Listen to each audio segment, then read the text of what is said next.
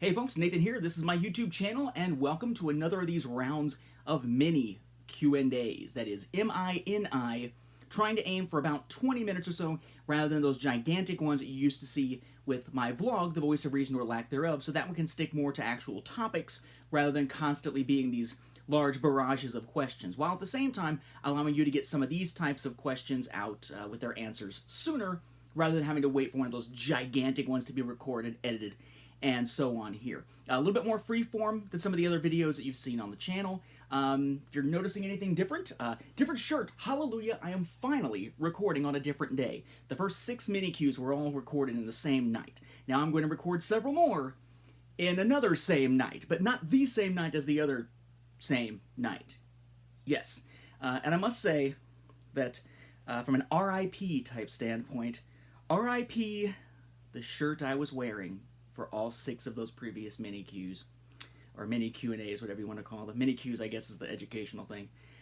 Because yes, I realized after wearing it that as I took it off, I heard a and finally one of the seams under the armpit wore out. So it turns out that now of my various Star Wars shirts, which I think somebody asks about, so we may see that in an upcoming Q&A, but of all of my Star Wars shirts, the ones that I can't wear anymore are the ones that I should be wearing more often.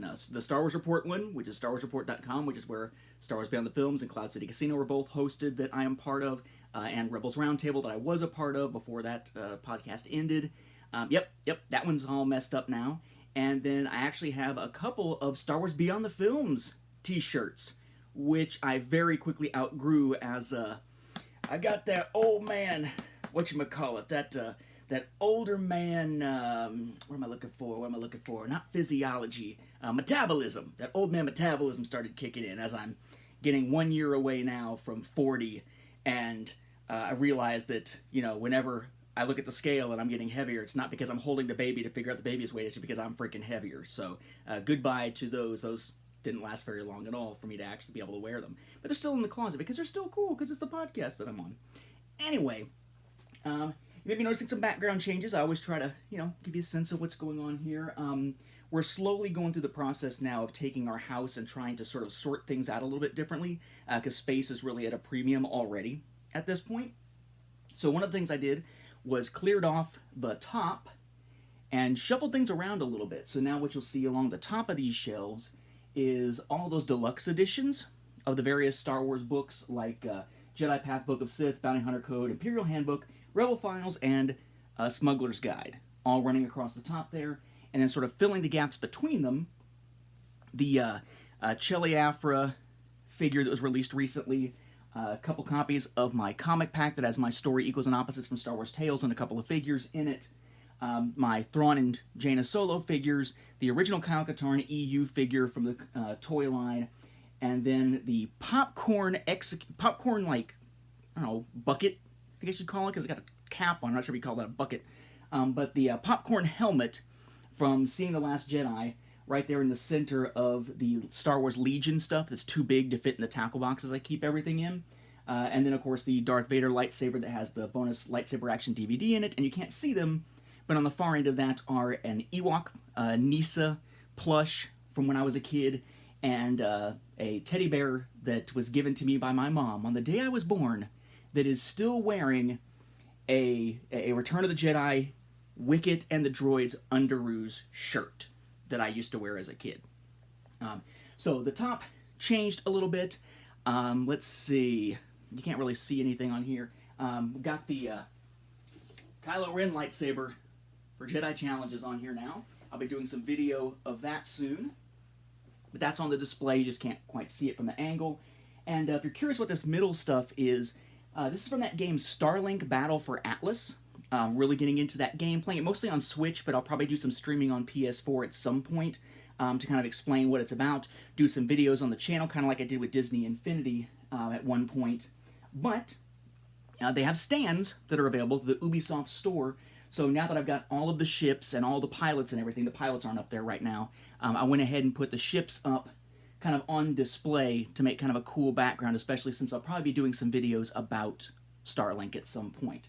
In case you're curious, That does include the GameStop exclusive, the Target exclusive, and I've got the pilot that was only released outside the United States as a pre-order bonus. So, yes, my nerddom collecting continues in small ways in other places.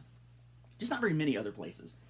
All right, so let's get to your questions. I'm going to start out with questions that were asked in the comments of the first mini Q&A video about a month ago or so, give or take. So we're going to be checking those out, and I'll go through them in order from question 1 to question 2 to question 3, or question video 1 to question video 2 to question video 3, so that hopefully I don't miss any of them.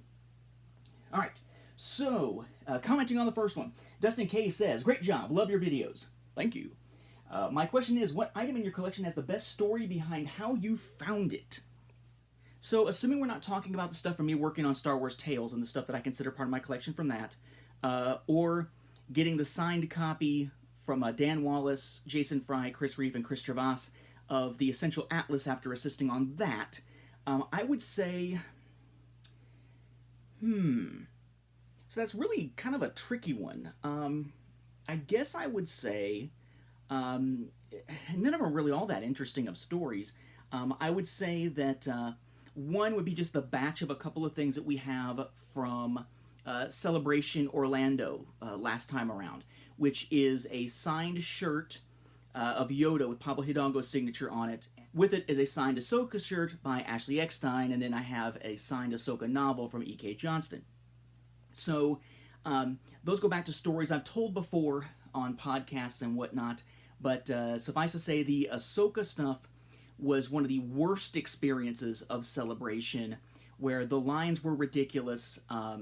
They changed things up, and they changed the rules along the way of what you had to have to be able to get something signed, sending you off to buy something so you had a valid receipt only to then never check it, which is sort of a bait and switch thing. In the process, wouldn't let me walk up with my wife to get stuff signed because they were trying to keep it to basically the one person with the thing to be signed, as if somehow that made a difference in how fast the line was moving, and separated me from my wife, which Ashley did not like very much when she learned about it, but wasn't as bad for us as it was for the kid, the young girl who was separated from her dad. Yes, the people running the line for the Ashley Eckstein, E.K. Johnson, etc., signing at Celebration last time around were dicks. Let's see. On the flip side of that, though, that Yoda shirt that signed was signed by Pablo Hidalgo, who also at the time signed my copy of the Essential Reader's Companion, in which he cited my timeline as one of the resources that were used when making it. And that was a cool moment because my wife and I walked up. I introduced myself because we talked a few times. And then said, well, my wife would like you to sign her shirt. And his eyes got huge. I'm like, that she's holding, dude. That she's holding. So we got a nice kind of laugh moment out of that. I would say if there's something from the home video collection standpoint, which may have been what you were asking, that has the most interesting story. See, I love to learn about stuff. So it could be when I got the Force Awakens one-click Blue Fans set. Because one, it starts me on an avalanche of getting those that are pretty expensive, but also, thanks to Brian Snook, I had a chance to really kind of learn about a market that I really didn't know much about, the Chinese market and Blue Fans and all that. And then, of course, I mean, anything really from that line would be something that could be an interesting find, depending on, just if it was difficult to find or if I didn't know it existed until somebody mentioned it or something like that. But I mentioned that on those episodes, so I'm trying to keep it to something interesting and new here. But honestly, it's just a tough question to come by. It's just, if I think about something that springs to mind as a better answer, I'll mention it in a future episode. But right now I'm drawing a blank beyond those. Then EK Entertainment asks, when did you get into collecting Star Wars home video releases? So, depends on how you want to count when I started collecting. Are we talking about when I started getting them? Or are we talking about when I started actually making it a focused collection that then spiraled madly out of control? So that it started being all the DVDs and Blu-rays and VHS. Well, now we gotta have Betamax, now I gotta have Laserdisc, and now I gotta have CED. What about VHD? Where the hell's a VHD coming from? Etc., etc. The actual first Star Wars home video item I ever owned was this. 1992 Special Letterbox Collector's Edition. The first time you could get the films in widescreen on VHS. Along with this, I got the reissue of the brick full screen set from 1992. And that was me seeing these in a Lucasfilm Company store pamphlet, booklet, catalog, whatever, that I guess came maybe with a computer game, like maybe the thing that had, what was it, Maniac Mansion and like Loom and stuff in it with Indiana Jones or something, I remember having on little floppy disks.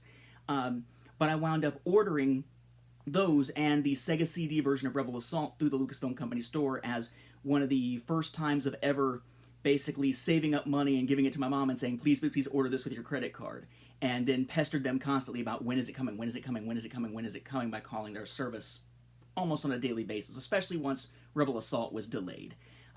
So in that sense, 1993, because it was the 1992 release that I bought in 93. As for actually going hardcore collecting, that didn't come for another, 20 years, I guess? Because that happened in 2013.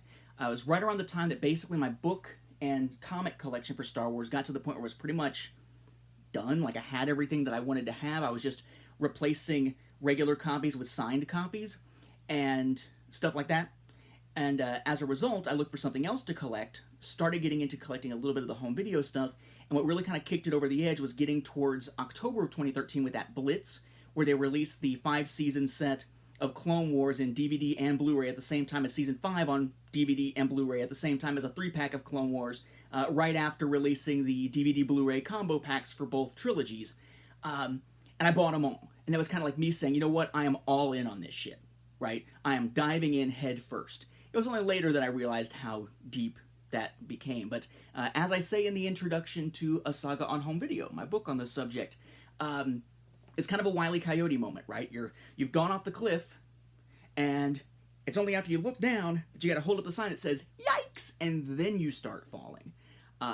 The feeling of falling only happens once you realize how far there is to fall.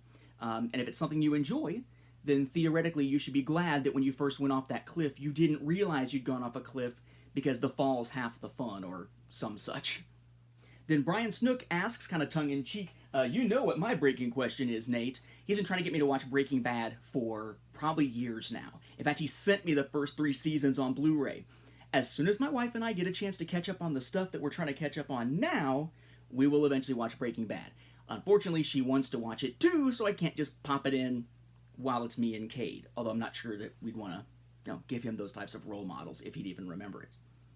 And then Comedy Cooper asks the question that I think I've been asked more often than anything else pretty much ever, which is, you can probably guess, what are the Star Wars movies ranked from best to worst, in your opinion?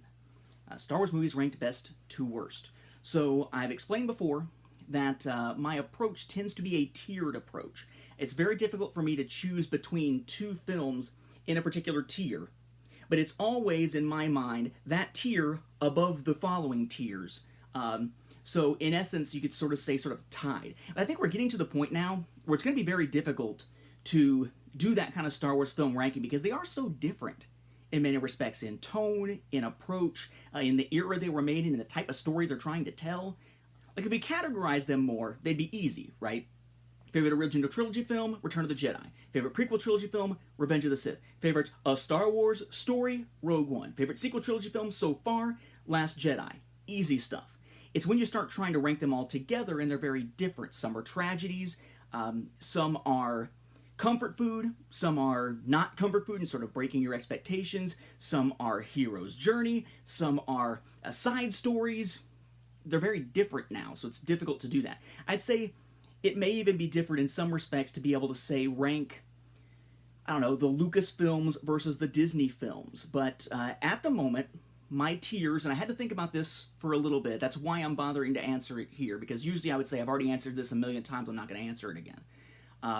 But because I don't think I've answered it since Solo, and since I've had a chance to really kind of digest Solo and Last Jedi a little bit more, I think I can give an answer with some newly reshuffled tiers. So for me, the top tier, the favorites, are going to be Last Jedi and Rogue One. Okay, one of those 2 would be the favorite, but it kind of depends on oftentimes which one I've watched more recently, or what mood I'm in, hence why it's a tier instead of one or the other. So Last Jedi and Rogue One up there at the top tier.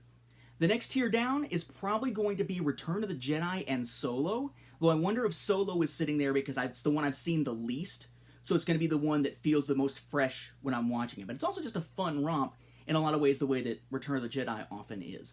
The next tier for me would be Revenge of the Sith and The Force Awakens. Then below that, The Empire Strikes Back and A New Hope. I've explained before for people who bitched about me having an opinion they don't like on that issue, that the thing for me is pacing a lot of times, and the middle sections for me of A New Hope and Empire drag quite a bit, especially Empire. It's why I have a hard time considering it my favorite, even though for a while I sure tried to conform to that expectation. And then the bottom tier would be then Attack of the Clones and Phantom Menace. But to some degree, this isn't a favorites thing. It's more of a sort of what I enjoy watching right now the most. What's the most fun, adventurous, I'm going to sit down and watch a Star Wars movie, which am I going to grab kind of list, as opposed to it being anything about cinematic quality or storytelling quality. It's just my preferences now. If you were to ask me, hey, let's watch a Star Wars movie, what I'm going to grab off the shelf. All right, now we're moving on to the questions asked on mini Q&A number 2 this time. First question comes from MaxGamerXD. I don't know if that XD is like for the emoji face, or XD like what you get at Cinemark, where you've got kind of the not quite IMAX giant-sized screen, which is how we tend to prefer to see movies lately. Cinemark Tinseltown 17 in Fayetteville, Georgia, if you're ever around that area. Do you still keep up with the Star Wars canon? My answer is yes, but I'm not as crazy about it. Like as neurotic about it. So I still keep up with it, which lets me do things like the year in review for Star Wars Beyond the Films, to be conversant in the topics, to be able to get into discussions on it when I'm invited on other shows or whatnot, that sort of thing, right? So I am keeping up with it, but this year has given me sort of a chance to take a break. So in the lead up to any new edition of the Star Wars Timeline Gold, I was having to constantly binge read and get through everything, even the minor stuff, to make sure it got on the timeline, taking notes along the way, summarizing it. It's a real kind of labor-intensive thing. And now that the timeline is over with, now that my Star Wars Timeline Gold had its final edition back in August, I'm able to sort of step back and read other stuff that I wouldn't have had time for before. I've read a couple books in the Jack Ryan series and decided that while the movies and the TV show may be good for me, not so much with Tom Clancy's writing for me. I've read all of the Stormlight Archive and stuff like that, the King Killer Chronicles. I'm finally getting a chance to read some stuff that I hadn't had a chance to read in a while. The downside is I still collect, and that's not a downside in the sense of continuing the collection, right? I guess that's a positive. But because I collect these things, they are physical books. They're not things I'm reading on my Kindle. My Kindle is a Kindle Paperwhite that is lit. So I can lay down to go to sleep while my wife is asleep and read on my Kindle Paperwhite King Killer Chronicles, Stormlight Archive, Warbreaker, whatever. I can read that, not disturbing her, without needing an outside light of some kind because it is lit up. But I'm not going to buy the books in physical form for my collection and then buy the digital copies just to be able to read on my Kindle. So at this point, until they get to the point where they have the whole digital book copy coming with the physical copy, kind of like they do with comics, I'm kind of in a position where Star Wars books have to be read in the least opportune possible times for me to read most of the time now. Especially now that I'm not devoting giant chunks of time to it and we have a baby here to take care of. So in the last little bit, I haven't read a whole lot of the newer stuff. Lando's Luck I haven't read yet. Vandor, in fact, heck, that's what this stack is. That is the shit I haven't gotten to yet. Including the Solo novelization. See the jacket here, because the book is sitting in the other room like a third read, and who knows when I'm going to get to the rest of it. So, do I keep up with it? Yeah, pretty much. Pretty much up to date on the comics at this point. I'm still collecting them all. I still intend to read them all. But the freedom feeling that came from finally letting go of the timeline and being able to read other things, and of course now being a new father, has caused that to be lower on the priority list significantly, so that while I'm still keeping up with it, I'm not keeping up with it quite as intensely as I was before. I'm not someone who's going to necessarily jump at something on day one and devour it within a day or so. Unless I happen to receive a review copy that is early enough to actually be considered an early review copy so I can get a review up on release day, because I think of that as sort of an obligation of getting review copies at all. Not a question, I guess, but a comment. Brian Stook says that the guy who plays Trickster in the CW's Flash would be great in a Star Wars movie.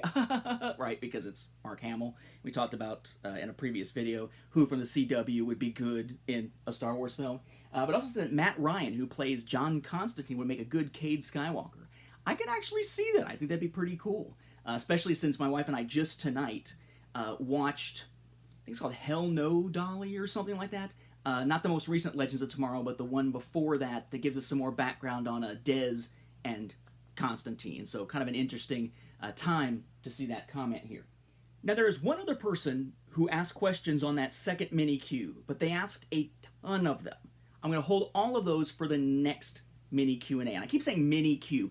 For those who don't know, there's a thing called the DBQ Project, which is this thing to help with high school and middle school education, where it's all these document-based questions, and they have these different tiered sets of instructions, different levels of scaffolding, as they call it in education. And they get these great binders of stuff like that. And if you want to do shorter writes, they have what are called mini-Qs, like mini DBQs, document-based questions that they just call them mini-Qs. And that's the thing that stuck in my mind. I haven't been doing mini Q&As long enough for that to supplant mini-Q in my head. So when I say mini-Q, I mean mini Q&A. I don't mean to be stepping on the toes of the DBQ project, obviously. Anyway, this person asked so many questions, I'm going to hold it for the next one and just answer them all at once. So we're going to get one more question for this time, and that one question is going to come from the third mini Q&A's comment section. Question from Chris Clark. If you were forced to choose, which of all your home video releases would you say is your favorite? It can be from any format or for any reason, such as favorite art, content, etc., and explain why. Thank you. I'm going to say that I get asked this question a lot, and I think the answer tends to change based on my mood. So it's probably going to be a different answer than you would have heard yesterday. But right now, I would say it's going to be the Rogue One of the Blue Fans sets. It is simply a beautiful set. Has the film in 3D and on Blu-ray. Has some nice extra goodies in it, and it's just one of the nicer looking Blue Fan sets. I'm very partial to the Blue Fans one-click sets, but this one is the one that I think looks the nicest, with Last Jedi coming next, and then Force Awakens, which is a pretty plain outside packaging. But I would also point you to this. This is the 2005 AFI Life Achievement Award, a tribute to George Lucas DVD set that was given out only as swag at the AFI tribute event that was held. The one that was televised on USA. It's the one with Shatner singing His Way or Your Way as opposed to My Way as he's dancing around with stormtroopers. Carrie Fisher doing the roast of George Lucas about, who was that guy? That whole thing. That ceremony. A higher tier of people who went to that got this as swag, and it's basically the Lucasfilms released on home video on DVD as of that point in their current forms, all in one nice acrylic box. Just cool because there are so few of these out there, because even the lower tier guests only got the little booklet that you can get alongside it, not this thing. And where did I find it? Goodwill. An eagle-eyed fellow collector, and I forget who it is off the top of my head, I apologize, pointed out to me that, hey, this was sitting on Goodwill. Someone just chucked it into Goodwill, and they put it on shopgoodwill.com, and I snatched it up. Also, I'm big into kind of film history stuff. I'm interested in it, hence writing a saga on home video, right? So that's kind of cool as a representation of Lucas's career. I would say that if I were to put any alongside that, it'd be stuff like the 75th anniversary set for 20th Century Fox that has 75 years of their best movies in it, or a thing that you haven't seen yet on my From the Star Wars Home Video Library videos, but we'll be seeing soon, which is a set of VHS releases that are also purporting to be some of the greatest of a certain time period. But they're freaking huge. Absolutely huge. The absolute heaviest Star Wars home video item you'll probably ever see. We'll talk about that when I get a chance to get that onto an episode. So, with that, we'll wrap up this mini Q&A. Thank you all for your questions. If you want to ask new questions, just put them in the comments section of this video or any of the other ones, though I would argue that putting them into the newer ones is going to be better than the older ones just because I'm more likely to see them. And then I'll grab them and use them for future mini Q&A episodes. I'm trying to use all of them, or as many as I can right now. If it gets to be too many of them or too many spread out across too many videos, chances are I'll start having to pick and choose. But for now, I'm trying to hit them all. So yes, expect more with this same shirt, just like last time, recorded on this same night for more mini Q&As. Thank you for your interest, thank you for your questions, and I will catch you on the next Q&A.